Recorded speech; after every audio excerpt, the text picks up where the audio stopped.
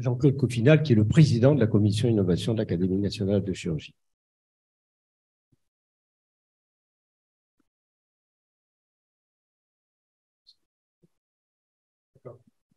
Oui, bonjour à tous. Je prends la suite et je ne serai pas très long. C'est simplement qu'il y a plus il y a à la fois effectivement un point de vue sur les tiers-lieux, ça sera court parce que c'est un questionnement. Il y a surtout le fait de vous informer un peu de ce que c'est que la commission innovation de l'Académie de chirurgie et quelles sont ses actions actuellement. Elle est divisée en deux pôles qui mènent des actions différentes, qui ont des liens entre elles. Un pôle qui est politique et qui est essentiellement centré sur l'accès aux innovations et qui nous met plus particulièrement en contact avec tous les institutionnels, etc. Et la chirurgie digitale, on a déjà parlé, l'impact et son impact technologique sur les métiers. Le pôle politique, les principales actions, c'est construire avec l'ensemble des parties le nouveau design des parcours d'accès aux innovations.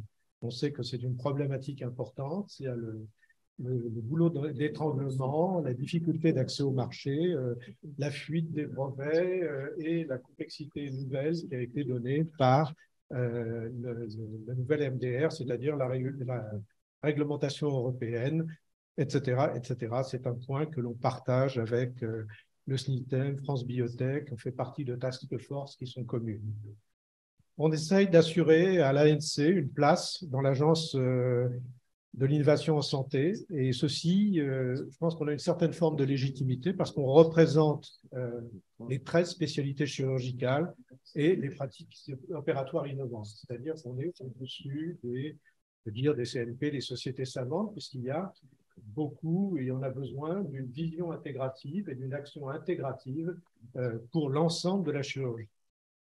On travaille, François Richard est là, on travaille de manière très rapprochée avec le Haut Comité de la révision de la nomenclature, parce que je pense que toute grande partie de la réforme que l'on va faire et de l'avancée dans les registres et les data vient aussi de la nomenclature, et c'est un point excessivement important.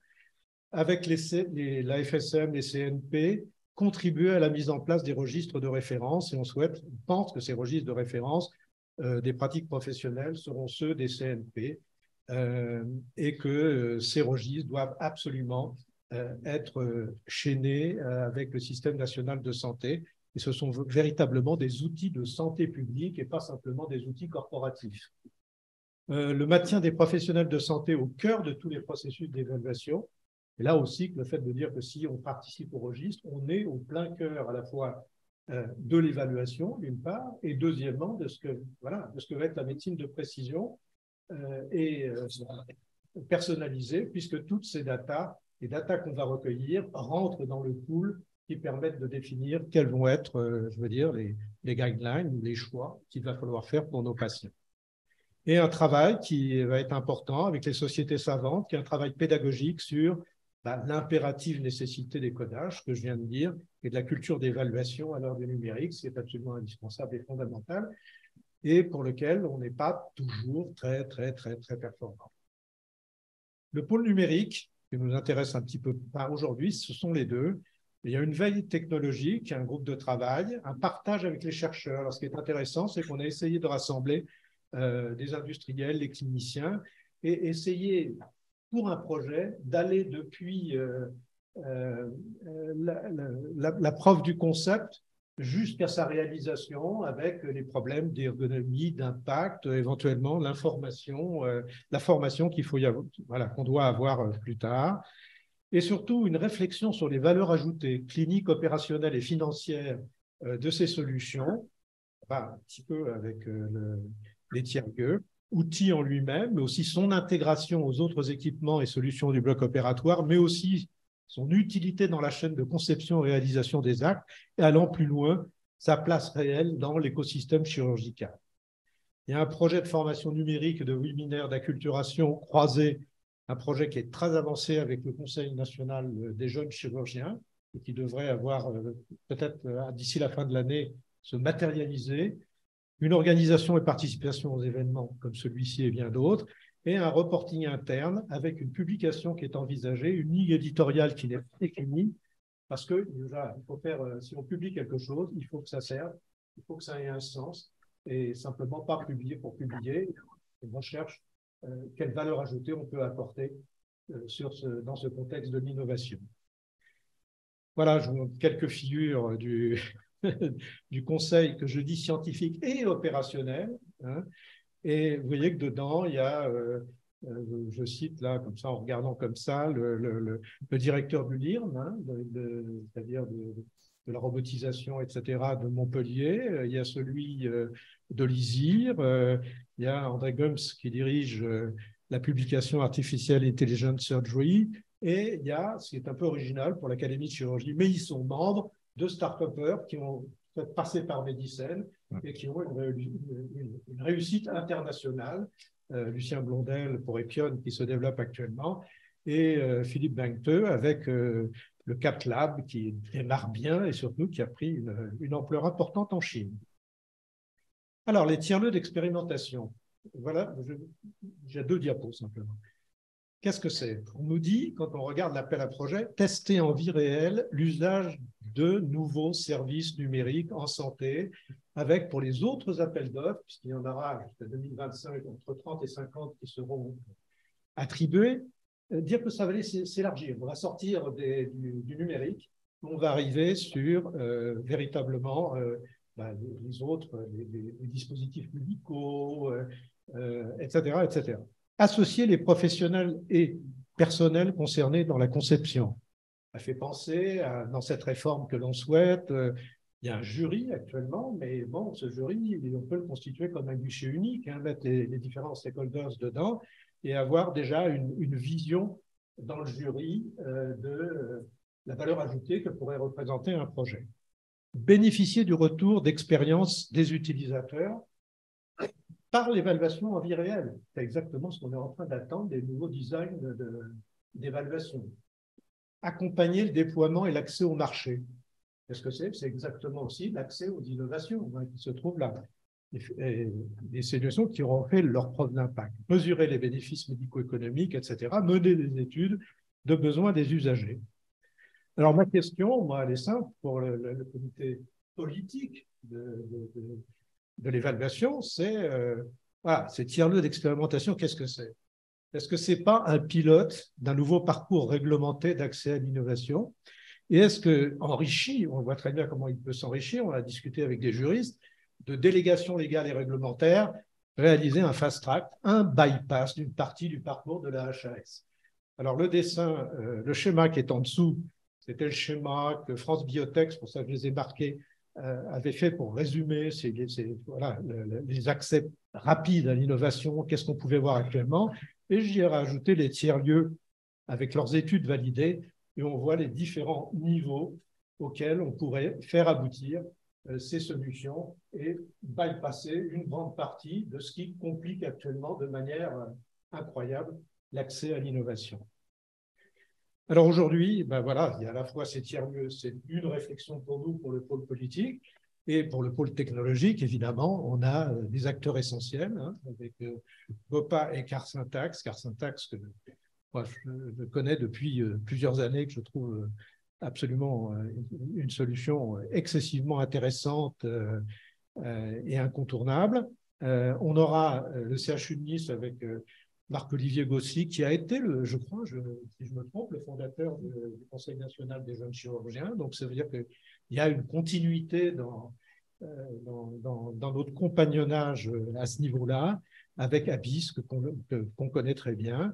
Et puis Foch, qui est là, mais j'ai mis le RESA, parce qu'il me semble que le RESA fait partie de cette association hein, pour l'expérimentation et le CNJ, sans lequel on ne peut rien faire, parce que c'est une partie de notre âme et une grande partie de notre moteur.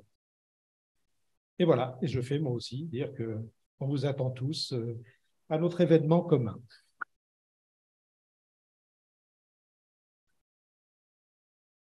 Faire une pause pour discuter des 2 premières présentations.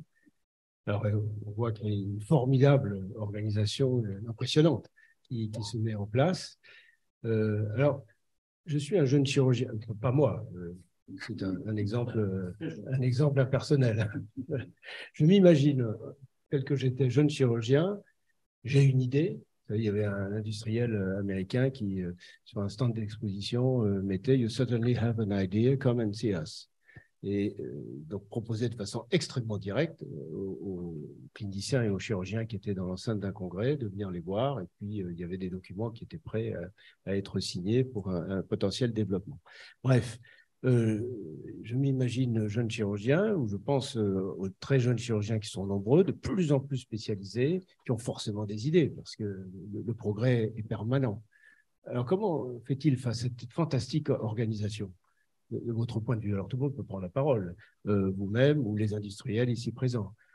Quel serait le schéma idéal pour un jeune chirurgien qui fait pour la 20e ou 50e fois la même opération, qui dit quand même, là, bon, je pense qu'on peut améliorer les choses et développer tel ou tel outil. Alors, bon, je peux me tourner vers les jeunes chirurgiens déjà définis. Qu'est-ce qui pourrait amorcer une réponse ou une discussion sur le sujet? Oui, Gabriel Seydoux. Alors, si je vois bien, en fait, la question, c'est, à travers toutes ces innovations, comment on peut avancer et comment on peut optimiser notre parcours de formation et le parcours du patient. Bah, tout simplement, la réponse, elle va être très simple pour éviter les grands discours. C'est qu'à travers ces innovations, on voit une seule chose, c'est notre patient.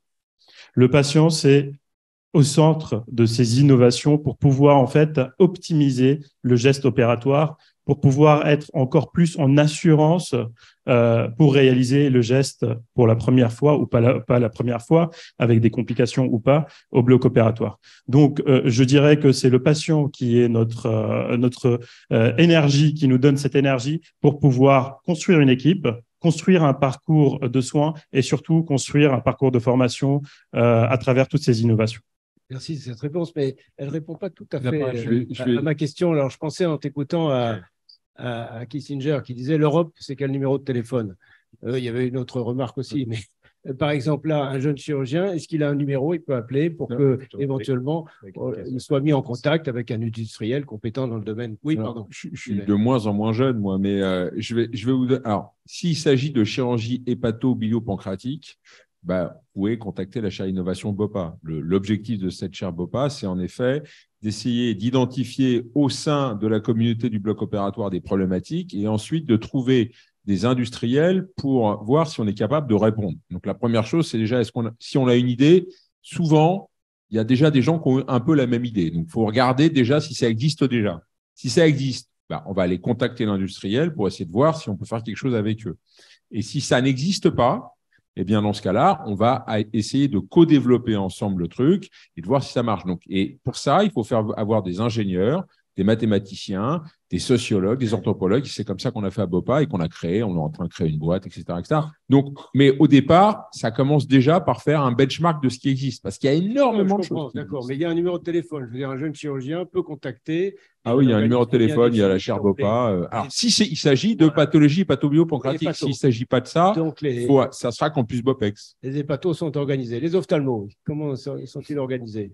Alors, je vais prendre l'exemple du professeur Mourou, prix Nobel de physique, et de son histoire, bien sûr. Parfait, oui. Et donc, c'est l'histoire d'un étudiant, justement, qui est dans un centre d'urgence et qui reçoit un jeune homme accidenté par le laser qu'il était en train d'expérimenter dans le laboratoire du professeur Mourou dans le Michigan. Et donc, à la suite de cet accident, il voit une lésion qui est très particulière dans l'œil et il est tellement passionné qu'il va voir le professeur Mourou et lui dit, écoutez, j'aimerais bien travailler avec vous. Et le professeur Mourou, c'est aux États-Unis, il dit, écoutez, vous êtes très occupé, vous n'aurez jamais de temps. Et l'étudiant insiste et finalement, le professeur Mourou se laisse faire. Il dit, écoutez, venez travailler et on verra bien. Et cet étudiant, justement, a créé une start-up, puisqu'il a créé l'application finalement des lasers femtosecondes dans l'œil. Une start-up qui s'est vendue d'ailleurs 150 millions d'euros ensuite. C'est un Intralase. Et donc, en fait, ce que je voulais dire par là, simplement à travers ce message, c'est que je pense que chez un étudiant ou un interne ou un chef de clinique, il y a le côté passion personnelle qui va lui faire aller au-devant de l'industriel parce qu'il a une idée, qu'il pense qu'il peut la mettre en œuvre. Mais je pense que ça passe préalablement par un petit peu d'expérience, au moins de quelques années, avant d'en arriver là. Merci de ce témoignage. Je posais la question aussi parce qu'il y a pas mal d'industriels dans la salle ou qui nous écoutent à distance et qui peuvent également se préparer à recevoir ce type de demande et éventuellement même à avoir une forme de convention, parce que les questions de propriété intellectuelle peuvent rapidement se poser avec des jeunes chirurgiens qui ont des idées, et que ce soit pas un élément bloquant, ou quand on contacte un organisme déjà existant, de pouvoir communiquer une idée en même temps, en sachant qu'elle doit être protégée en même temps qu'on la communique. Je crois que c'est important, oui. Oui. Merci. Albert-Claude. Merci Pascal. Avec plaisir. Je voulais juste, tu as employé un mot qui me paraît intéressant, mais en même temps un peu piégeant. Tu as parlé de bypass pour un fast track. En tant que chirurgien vasculaire, les bypass, c'est pour on contourne un obstacle et on arrive à un résultat. Est-ce que dans le processus que vous décrivez, ces tiers-lieux, d'ailleurs, il y a une espèce d'ambiguïté. Personne ne sait très bien pourquoi tiers-lieu. Et est-ce que derrière ça, est-ce qu'il n'y a pas un appel à une espèce… Tu as aussi parlé j'essaye de faire converger certains points de ta démonstration de guichet unique. Est-ce que dans tout ceci, il y a des dangers, certainement, d'avoir une instance de régulation, peut-être pilotée en haut par l'AIS, et qui fera qu'on va induire un système administratif extrêmement rigide qui risque soit de complètement stériliser les initiatives des plus jeunes, parce que ça va être tellement… les obstacles sont tellement importants que le bypass ne va pas du tout être évident, tu vas ralentir. Donc, il faut faire attention. Les solutions ont l'air d'être comme ça, a priori favorisantes, mais ça peut être aussi un piège, j'allais dire un mot qu'il ne faut pas dire. Donc, il faut faire attention. Oui, attention. Oui, bien sûr. Micro, voilà. La réponse, elle est simple, c'est que je ne sais rien et que je regrette, parce que j'ai fait ma présentation comme ça, et d'avoir utilisé en chirurgie vasculaire bypass, fast track, en thoracique, etc. Donc, je n'est peut-être pas adapté, mais en tout cas, voilà. Donc, c'est des mots de mon vocabulaire de tous les jours. C'est très intéressant ce que tu dis pour deux raisons. La première, on n'en sait rien. La deuxième, c'est une supposition. Je veux dire que quand on crée quelque chose une infrastructure décentralisée dans laquelle on apporte de l'argent à la fois à ceux qui font et à ceux qui vont faire, je veux dire, il faut vraiment qu'on ait une idée derrière la tête, hein, parce que sinon, ce n'est pas comme ça que l'argent se distribue, etc. C'est décentralisé, il y a un tas de projets, il y a pour l'instant des jurys, on connaît les personnes du jury. Et je pense en tout cas que ta remarque, c'est celle que fait le SNITEM sur ce sujet-là. Il dit, si on parle de ça avec le SNITEM, c'est de dire, vous allez rajouter un millefeuille. D'ailleurs, c'est pour ça qu'ils ne veulent pas véritablement, pour l'instant, avancer avec nous sur une plateforme. C'est un peu difficile parce qu'ils disent, est-ce qu'on ne va pas rajouter des complications aux choses? À voir. En tout cas, on voit très bien que, en gardant, je veux dire, une certaine valeur à la HAS, les complications d'Acnedim, hein, qui posent des problèmes relativement importants, on peut, sur le plan légal, donner des accréditations sur un parcours, je veux dire, et arriver finalement en dessous des étapes qui sont bloquantes. Et si vous avez remarqué sur le dessin, je pense que c'était un peu petit, et François Richard est là, ça arrive directement à la tarification provisoire et à l'inscription provisoire, c'est-à-dire à quelque chose qui est en ce moment en train de se mettre en place, je veux dire, sur le plan légal. Bon, merci de cette réponse. On verra peut-être juste après avec Éric Vibert comment les processus de désignation et d'organisation des tiers-lieux d'expérience. Je pense qu'on va pouvoir développer. Il y avait une question au fond de Julien Delpech. Oui, bonjour. Julien Delpech, je suis le fondateur d'Invivox. Par rapport à votre question sur l'innovation, il y a quelque chose qui est assez fondamental quand même aujourd'hui, c'est que l'innovation a un coût. Hein, et est-ce qu'il y existe aujourd'hui pour les chirurgiens qui souhaitent innover un guichet unique, un numéro de téléphone unique? Alors, la bonne nouvelle, c'est que dans certaines structures, oui, hein, pour ne pas nommer la PHP a mis en place aujourd'hui AP Innov, qui permet à un jeune chirurgien d'accéder à un fonds d'investissement de la PHP. Hein, ce qu'a fait Stanford il y a 25 ans de ça, en investissant dans Google, la PHP l'a mis en place 25 ans plus tard, et c'est une petite révolution de palais. Mais c'est assez exceptionnel aujourd'hui en France, pour un chirurgien ou pour un médecin ou pour une infirmière, hein, peu importe, de pouvoir se dire que l'innovation va pouvoir être financée en interne, qu'elle va pouvoir grandir au sein de l'hôpital. Et je trouve que l'exemple de la PHP est un très bel exemple et qui mériterait d'être étendu à toutes les universités françaises. C'était un peu la raison de ma question. Je pense qu'il faut que les choses soient sans doute organisées d'après l'organisation qui se met en place. Non, je vais juste revenir sur l'histoire des. Qu'est-ce que c'est qu'un tiers-lieu? Je vais être extrêmement honnête avec toi. Personne n'en sait rien en fait. Ça commence mal. Que les choses soient bien claires. Moi, je fais partie des ambassadeurs Santé 2030, donc je côtoie beaucoup l'Isalter. J'ai beaucoup discuté avec elle. On a beaucoup réfléchi là-dessus. Et en fait, ça sera ce qu'on en fera.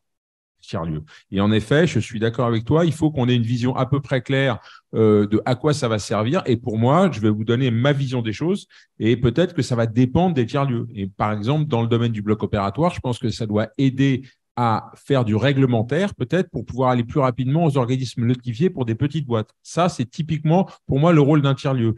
Et puis après, l'objectif, c'est qu'évidemment, les machins qui sont validés dans un tiers-lieu, eh bien, reçoivent un label AIS. Mais il y a des choses qui ne sont peut-être pas validées. Je veux dire que là, je suis en train de tester CareSyntax, il y a eu SourceJR, il y a d'autres choses. Peut-être que ce truc-là, finalement, ne sera pas validé et n'aura pas le label AIS. Mais en tout cas, l'objectif, c'est ça fera ce qu'on en sera. Et je suis d'accord avec toi, il ne faut pas que ça vienne d'une usine à gaz avec une strate supplémentaire. Bon, on prendra sans doute la discussion après. Oui, Gabriel, je vais juste préciser une chose très importante, c'est par rapport à ce qu'il a dit Julien. Certes, il y a Appinov à la PHP, mais en fait, l'accès, il n'est pas vraiment facile. Donc, moi, j'ai fait exprès de ne pas répondre à cette question parce que tout simplement, on ne peut pas répondre à une telle question. La réponse est non. Mais pour être diplomatiquement correct, il n'y a pas un guichet unique actuellement. Je pense que c'est le moment de créer ce guichet unique où les jeunes chirurgiens et les jeunes médecins peuvent contacter les personnes référentes pour pouvoir avancer sur le plan de l'innovation.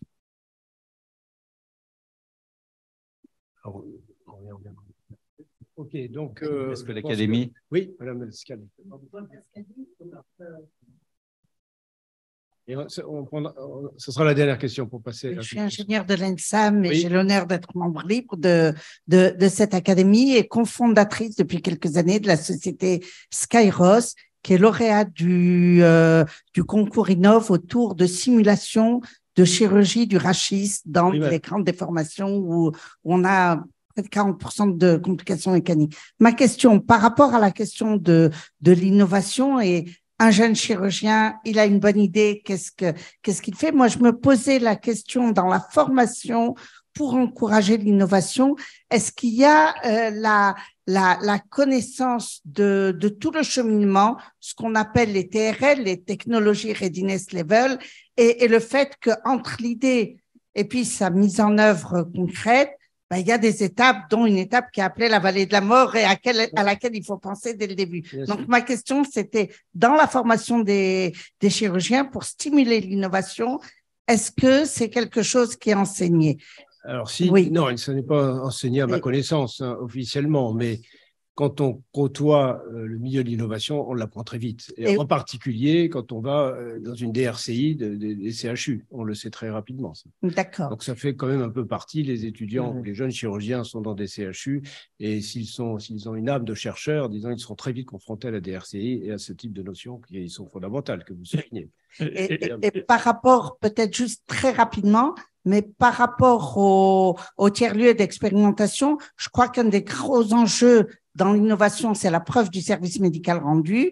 Ouais. Et je me dis, ces tiers-lieux sont là pour ça, pour accélérer cette phase. On a bien compris. On va y venir. Là, pour répondre juste rapidement à la question, oui, c'est un projet qui est en cours avec l'Académie de chirurgie et notre binôme Jean-Claude Coffinal, avec Eric Vibert et même David Fuc, pour trouver en fait le projet précis qui a été trouvé pour évaluer, pour réaliser un parcours de formation pour le jeune chirurgien. C'est en cours de finalisation. Vous serez informés de la suite. Merci et on arrête là. Je voulais juste rebondir parce qu'on aura l'opportunité de revenir à votre question. Tout à l'heure, mais on a des impératifs d'horaire. Je suis désolé. Éric Vipère.